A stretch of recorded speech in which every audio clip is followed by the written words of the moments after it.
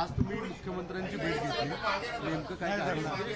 अरे जर शांत राहा, आवाज बंद करा.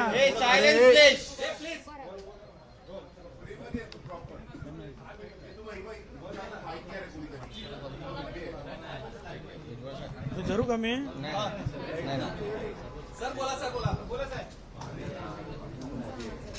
आज मी आणि समीर भाऊ भुजबळ या दोघांनी मुख्यमंत्र्यांची भेट घेतली.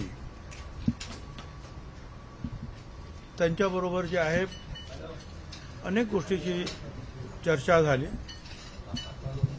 सामाजिक आहेत, राजकीय आहेत, काय काय घडलं, काय काय चालू आहे त्या संदर्भामध्ये त्यांनी सांगितलं. वर्तमानपत्रातून आणि इलेक्ट्रॉनिक्स मीडियाच्या माध्यमातून बऱ्याचशा गोष्टी मी पाहिलेल्या आहे, मी ऐकलेल्या आहे.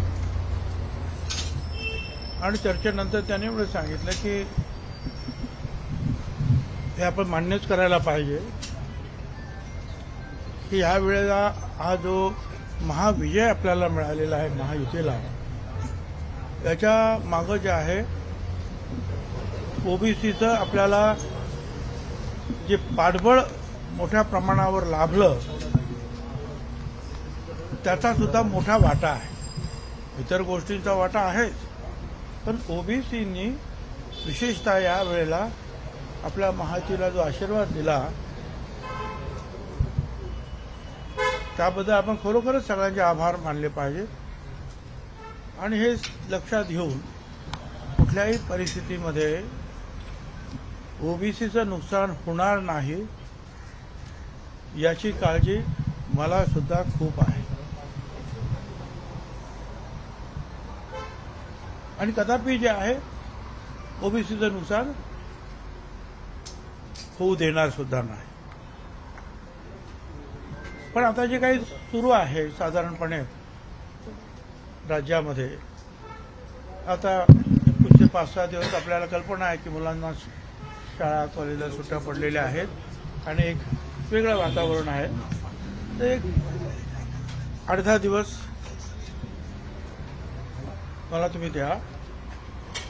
8-10 दिवसानंतर आपण पुन्हा भेटू आणि निश्चितपणे जे आहे काय ते एक चांगला मार्ग जे आहे याच्यातून निश्चितपणे आपण शोधून काढू.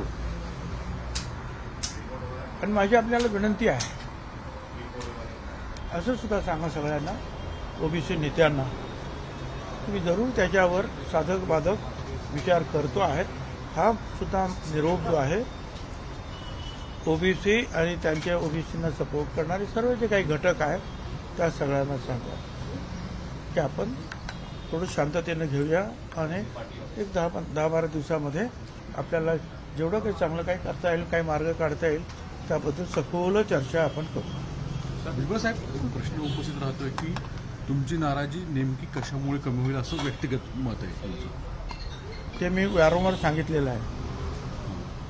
नाही, तुम्ही आज मुख्यमंत्र्यांच्या भेटीदरम्यान सांगितलं की वारंवार जे काय झालं ते तुम्हाला सांगितलं ना. संपूर्ण चर्चा जी आहे त्यांनी ती समजून घेतलेली आहे.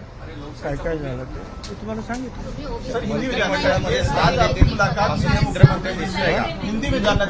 हिंदी में ऐसा है कि आज जो है महाराष्ट्र के मुख्यमंत्री